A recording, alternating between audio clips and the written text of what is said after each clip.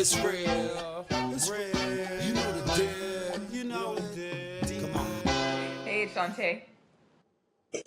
And I'm Natalie, and welcome to What's the Deal, a podcast powered by the Norfus Firm.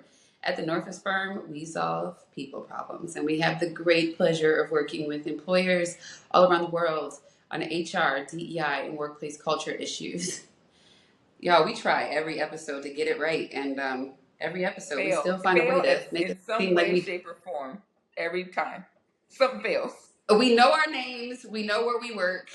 Um, but actually, this is so funny because um, throughout my son's life, we've traveled a lot, and he uses a nickname, right? But his passport obviously has his proper first name, and so there would be so many times where a TSA agent would be like, "What's your name?" And then he would act like he didn't know his name, and then I'm like, and I can't make a scene because then it's gonna really look like I've kidnapped my own child. And then they'll be like, "Who are you with?" And then he's looking at me, and I'm like, "Dude, tell him I'm your mom, and tell him your name." So we just went on a trip, and we were going through TSA, and like I was like, "Oh gosh, I'm so glad we're past those days, right?" Of like you not knowing acting like you didn't know your name. And I'm saying that as we're going through TSA, like he's like trying to shush me, like I'm like saying something crazy. So on our way back, the clear agent was like, "Hey man, what's your name?" I was like, "Come on, seriously?" And I'm so 17, right?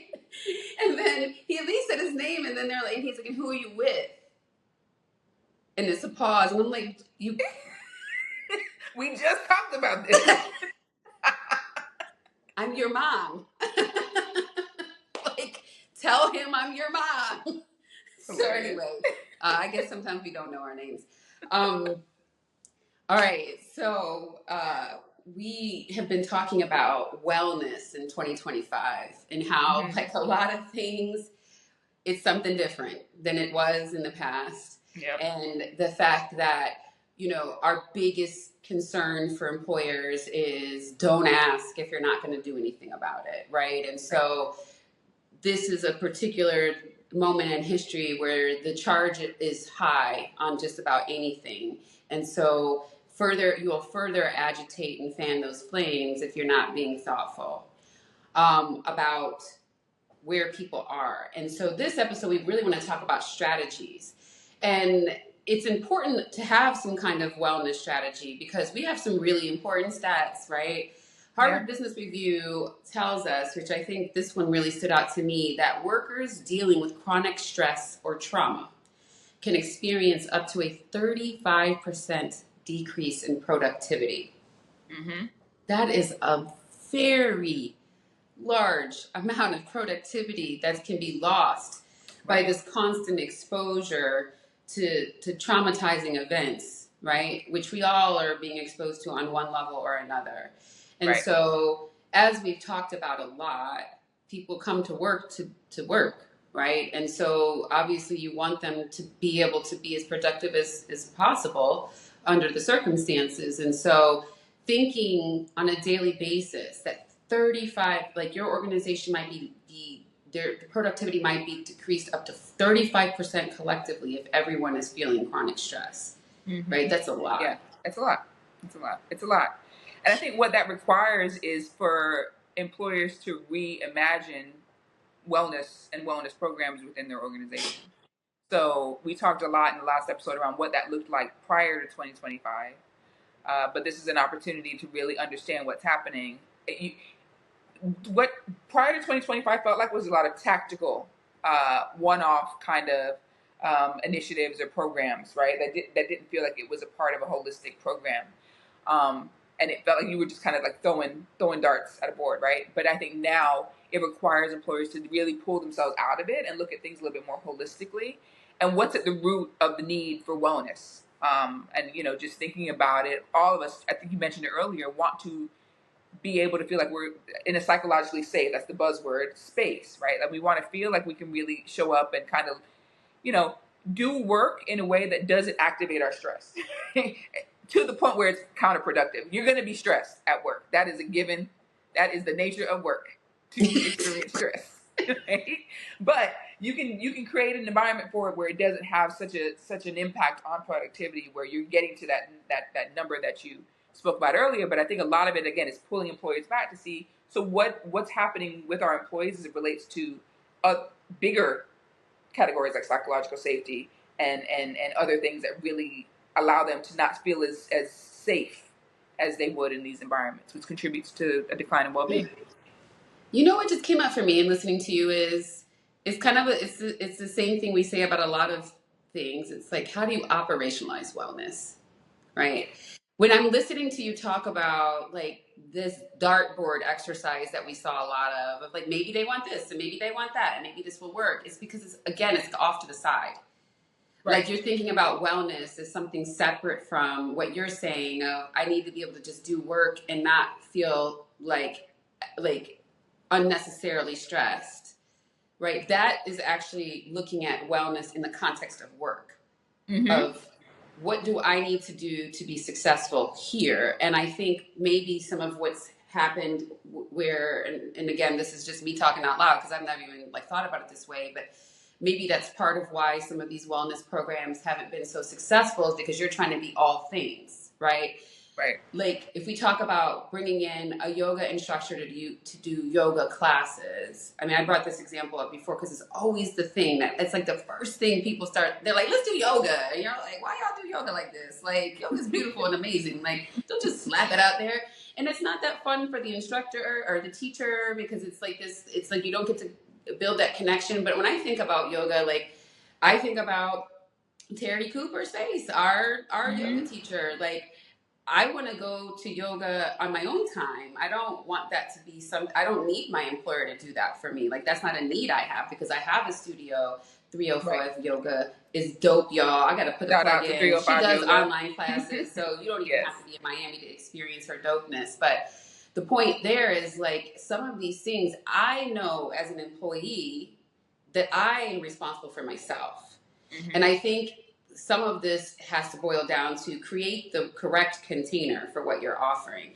It's great that people have health benefits and EAP and they can go do that on their own, right? They can go get therapy on their own. They can go do all those things on their own. But what do they need to be well at work? Yeah. So, and there's so many parts of that. That framing is key because it helps to focus your efforts as an employer, so that you don't feel like you have to do all these things and just start grasping at straws, trying to pull things in and hoping that they work. You're like, no, okay, if we're looking at it from this, if we're taking it as, all right, what do employees need to do their job well? Okay, what is that? Again, the psychological safety that we talked about. All right, do we need to rethink, your favorite is rethink workload, right? Like, do people need to be working on all these things all at the same time? Or can we shift some of this stuff? Can we reprioritize some things, move some things around so that people don't lose it? We had to talk about this, right? Yeah. My own therapist said that our brains are not wired for the amount of information that we receive on a daily basis. That evolutionary wise, our brains are not built for all of this. So if we think about that in the capacity of just your phone and getting on any app, ESPN, Wall Street Journal, TikTok, you are immediately greeted with tons of data points. You could literally consume millions of data points like in an hour and a half. No one's brains are built for that. And then you add on top of that most US companies are constantly cost cutting. So then they're job cutting. And then how many people do we talk to a day where it's like, yeah, well, they cut all these people, so now I have 4 jobs, which is also preposterous. I mean, I was in a situation where I had 3.5 jobs.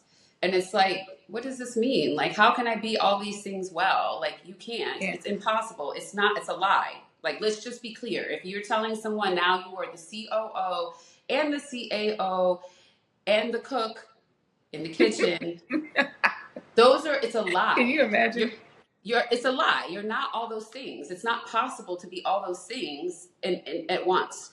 So, again, I would love for 2025 to be the year of humanity So for being humane, get real about what people can really accomplish well. And I'm not even saying perfect. I'm saying good enough, right? Right. What can people really do that's good enough? And really start focusing your efforts there. If employers were more transparent, that's the psychological safety piece, right? Like getting away from this fluffy jargon and really realistic about how much work people can do, that would be wellness at work. I think so. I think so. I think you would really help people to just be able to, because what happens then in those things is folks, they don't know. There's this level of uncertainty around everything. Um, what can I take advantage of? What can't I take advantage of? What's available to me? What isn't? What can I talk about? What can't I talk about? Like what does it look like? What does safety look like? Again, that's different for every person. So that's where we base a lot of this in trust.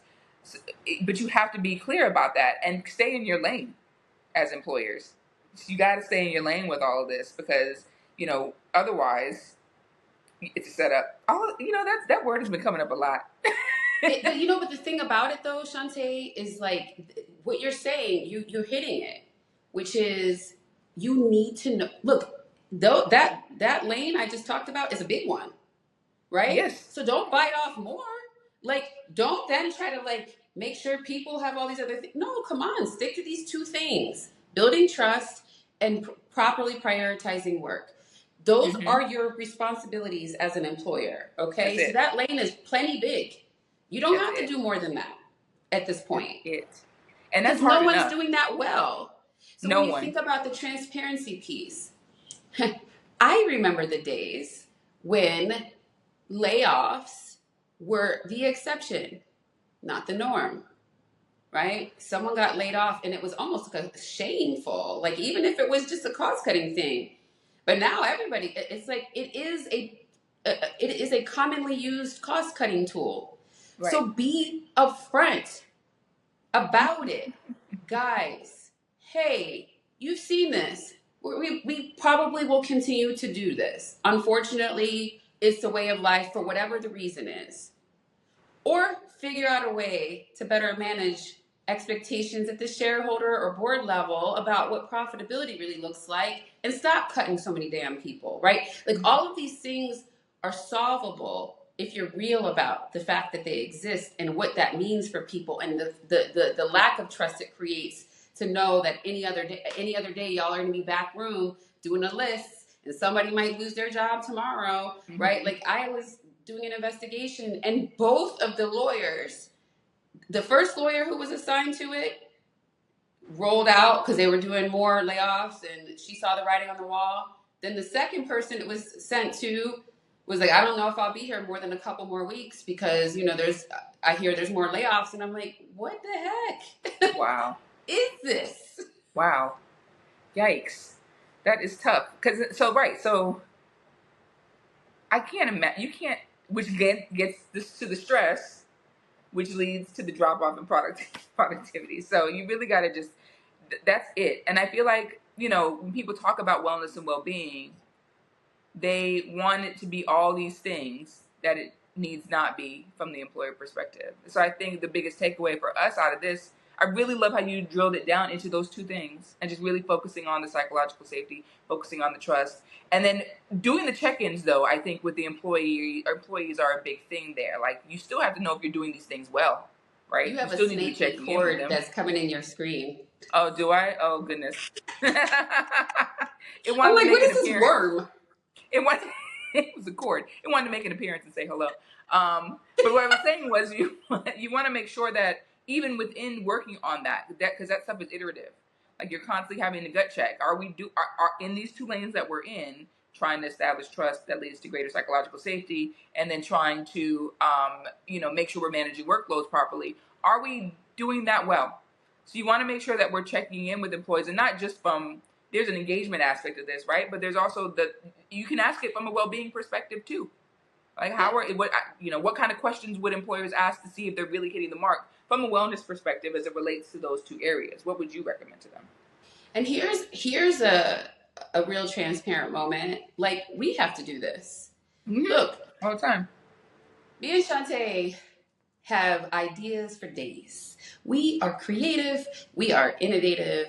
Our cloverleaf tells us so. And so we get excited. We're very excitable, right? Like, oh, we could do this and then this and like, And then we noticed that we were dragging the team down because they were like, well, we thought we were supposed to be working on this. And we very quickly realized how demotivating it can be to keep bringing up new possibilities when the thing that we started wasn't finished yet. And we didn't give a chance to work, like you had mentioned in a prior episode. And so the first thing I said to everyone is, I'm going to start putting my ideas in the notes section of my phone, right? Like, I recognize that it can be very overwhelming that you come and you hear this idea and you're like, yeah, that is such a great idea. But like, I'm working really hard on this other thing you said was a really great idea, right? I recognize that. And Shanté recognizes that. And so Shanté and I have a routine habit of making sure we're working on the right things that are really trying to get us to our key priorities. Not 53. We have 3 key priorities that we're working toward. And we have empowered the team to push back if we're asking them to do something that isn't getting us in the direction of those 3 priorities. Because we want to get those things done and we want our team to feel motivated to do it with us.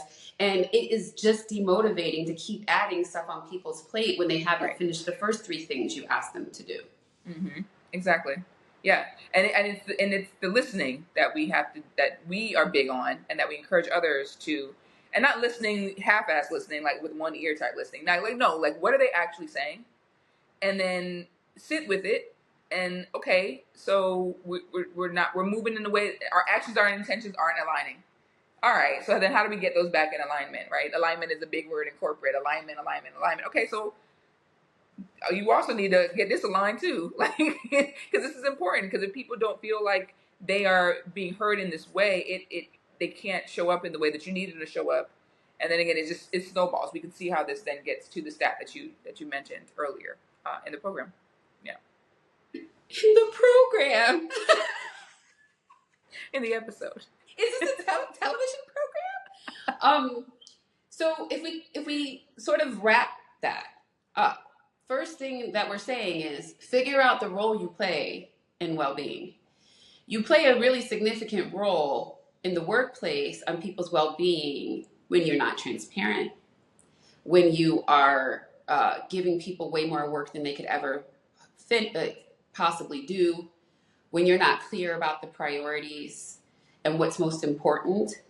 That's how you can have a negative or a positive impact if you are the opposite of those things, right? So it's understanding that employers play a role in the workplace on people's overall well-being, right? That leads us to point 2, which is that we're not saying you need to solve every employee's problems in every facet of their life, right? This is a 2-way street in that employees are, and I think generally understand, responsible for aspects of their own well-being. So you don't have to overshoot your well-being efforts or wellness efforts to try to accomplish or solve problems that are outside the workplace, right? Obviously, recognizing that people have problems outside the workplace is important, but sticking in your very big lane around transparency and workload will help sort of keep you from, tactics and throwing, darts against a dartboard and all those things, because you're clear about where your swim lane is. And then the last piece of it is, of course, it has to be data-based. You need to grab the data and be clear about what folks are saying to you that is going on with them inside your workplace, right? And so that you're developing strategies that are responsive to your workplace. Of course, we'd love to help you, so you know how to find us, thenorfusfirm.com. We love you listening, and we're on thenorfusfirm.com/podcast, LinkedIn, Apple Podcasts, TikTok, all the things. Like, subscribe, tell us what you want to hear, and we'll be back soon. Thanks. Here it is. Diversity, equity, inclusion, and leadership. That's the deal when you know what you're dealing with. Learn how to